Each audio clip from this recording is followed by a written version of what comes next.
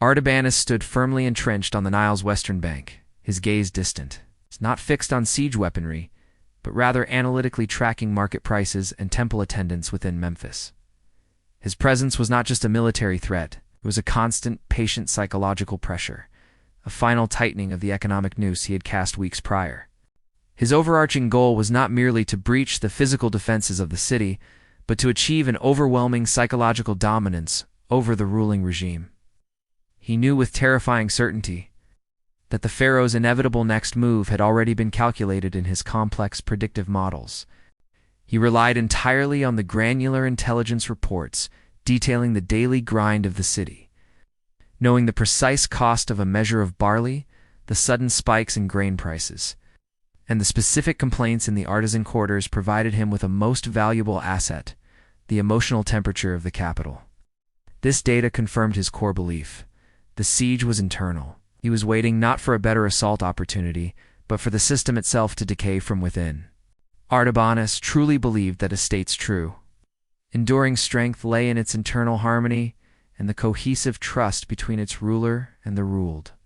Not merely the thickness of its stone walls or the size of its army. He saw Egypt as a magnificent ancient machine riddled with internal corrosion. While his peers urged a swift kinetic assault to capitalize on their momentum, Artabanus simply replied that he was waiting for the enemy to defeat itself by choosing self-destruction over sensible defense. The core mechanism of this final phase was a meticulously targeted economic collapse, designed to freeze the pharaoh's ability to govern and pay his forces. Specialized agents, disguised as local laborers and farmers, systematically executed or eliminated the pharaoh's most effective tax collectors and customs agents along the Nile Delta. This ensured that the message was brutally clear to any surviving administrator: collect the pharaoh's coin, force his tax laws, and you will die quickly and violently. Compliance dried up instantly. The lifeblood of the pharaoh's military budget, the lucrative Ptolemaic tax, ceased to flow, and collection plummeted to an immediate, paralyzing zero.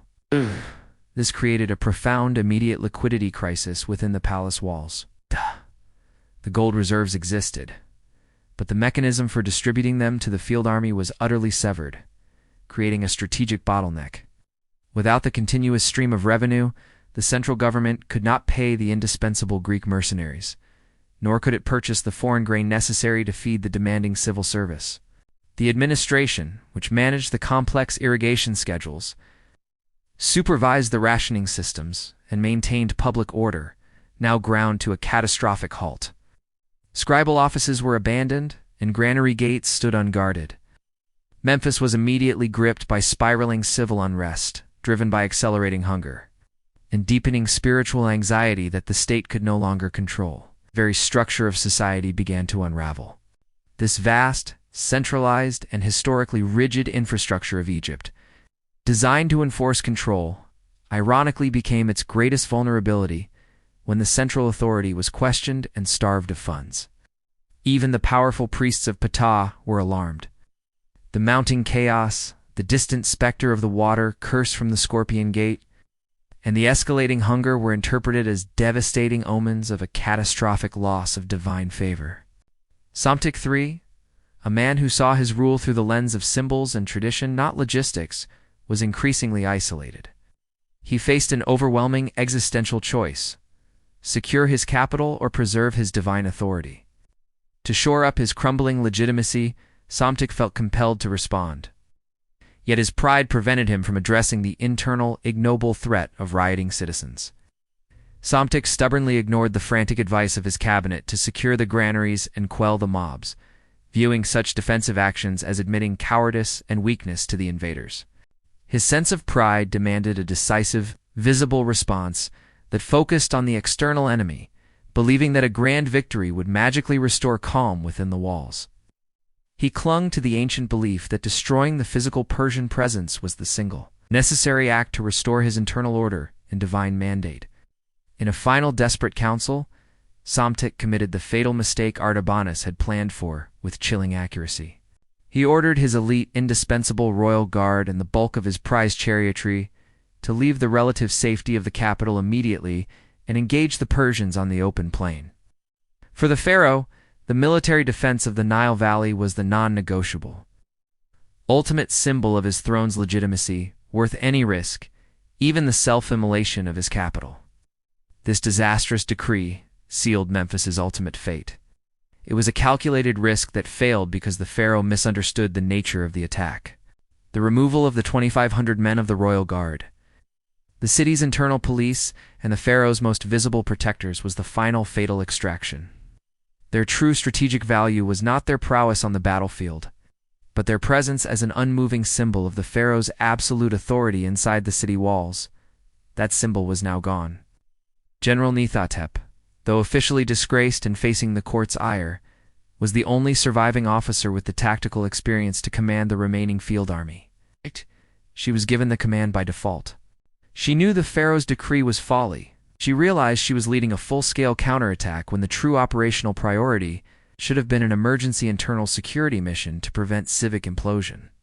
She gathered the fragmented remnants of Egyptian might, a mix of demoralized Scorpion Gate survivors, a swift but reduced chariotry, and a mass of local levies, totaling perhaps 40,000 combatants. Her primary challenge was not just the overwhelming Persian numbers, but the profound spiritual and moral exhaustion of her own troops, who were now fighting for a collapsing regime. Her final strategy was a meticulously planned, conventional defense, the last best effort of her adaptable defense doctrine, designed to exploit Artabanus's reliance on overwhelming numbers. She aimed to leverage the restrictive terrain of the Nile Delta to entirely nullify the Achaemenid advantage in raw numbers and cavalry speed. Her goal was a decisive tactical annihilation, to inflict such staggering casualties that Artabanus would be forced to retreat and publicly reconsider his entire operational doctrine, restoring the pharaoh's lost face. Neithotep, having suffered greatly from Artabanus's unconventional methods, now sought refuge in the geometric certainties of the battle line. This was the one arena where her mastery remained unchallenged. She chose her battleground with the utmost care, a narrow, fertile plain situated between the ancient village of Pelusium and the complex outer perimeter of Memphis's vast irrigation systems. She positioned her main defensive forces precisely between two crucial deep irrigation canals that fed the delta farmlands. She anchored her impenetrable flank on a massive, ancient earthen dike, built centuries ago to protect the farmland from the annual Nile flood. The canals, unexpectedly deep and muddy, served as formidable natural trenches, too deep to jump and messy enough to halt a charging infantry formation or swallow a horse. The earthen dike was repurposed as an elevated firing platform for her deadly Nubian archers, giving them a commanding view over the entire kill zone, where every Persian soldier would be exposed. This topography created a narrow, unyielding kill zone, a precise bottleneck where the Persian lines would be condensed and unable to maneuver their superior cavalry or unleash their feared scythe chariots. This tactical geometry forced Artabanus to attack in a rigid, exposed column formation, effectively negating his overwhelming numerical advantage and compelling him to engage her forces piecemeal. The ancient village of Pelusium, strategically emptied of all non-combatants, served as the vital, tactical reserve point, ready to pivot forces to counter any unexpected breach. Neithotep spent 2 exhausting days supervising the fortification personally. Every stake was sharpened, every defensive ditch deepened, and hidden stakes were driven deep into the slick canal banks. She personally walked the lines repeatedly, checking not the shields, but the eyes of her men for the flicker of paralyzing fear that had undone the Scorpion Gate. She found only grim, desperate resolve. This resolve was born from a simple, terrifying fact. There was nowhere left to retreat. Memphis was their home, and their vulnerable families were still trapped inside. Neithotep addressed her officers, her voice a low, firm command. "We do not fight the Persian army here. We fight the terrain for them. Hold the choke points, and their own numbers will drown them." Artabanus, receiving the detailed reports of the Egyptian deployment, finally allowed himself a satisfied smile. He instantly recognized the terrain and the brilliance of Neithotep's tactical maneuver.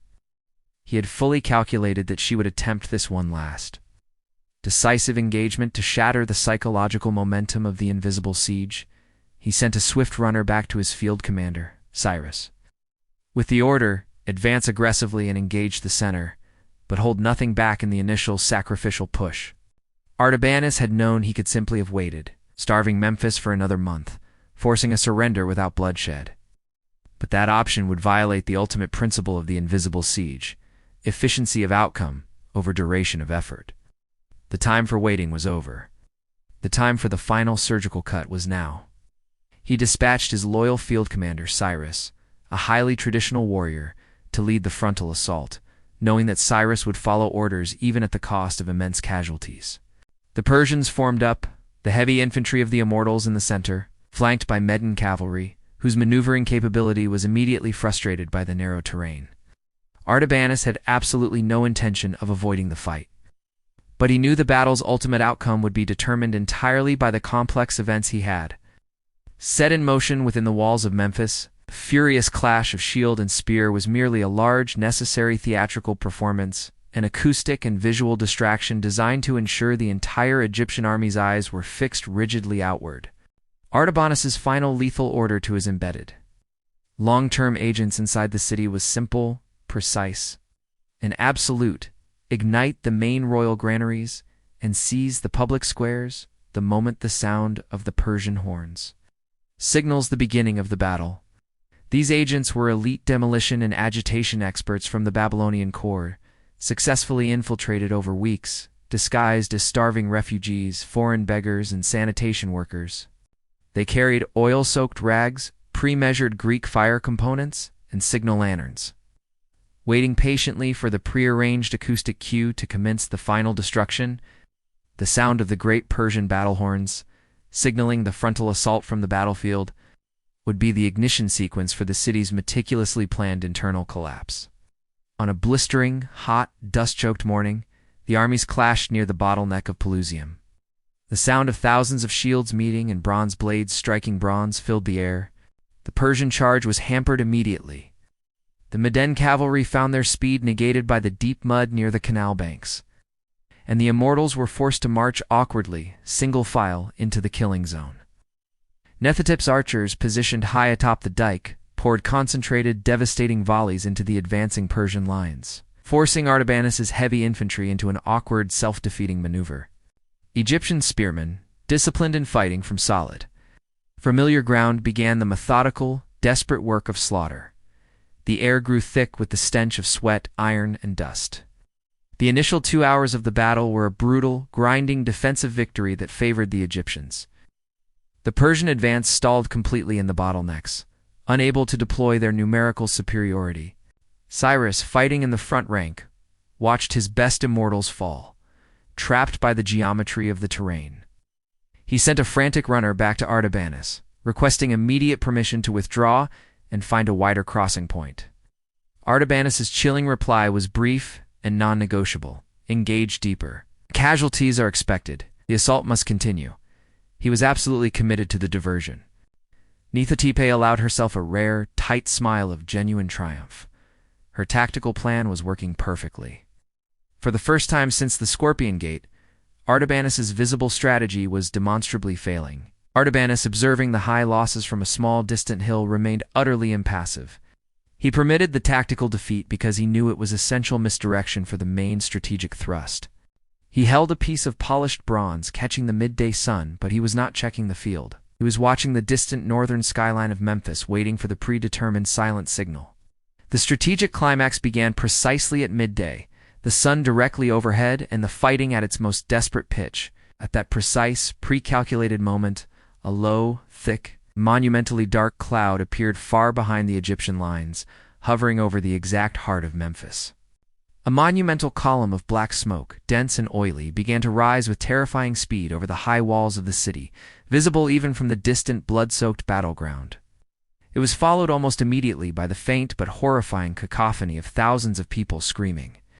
The chaotic clangor of civic bells and the sickening sound of dry, brittle wood snapping under immense heat.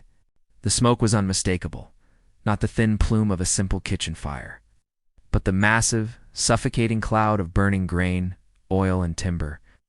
The royal granaries, the symbol of the city's self-sufficiency, were burning.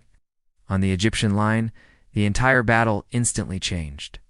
Soldiers fighting the Persians minutes ago became men fighting for their lives.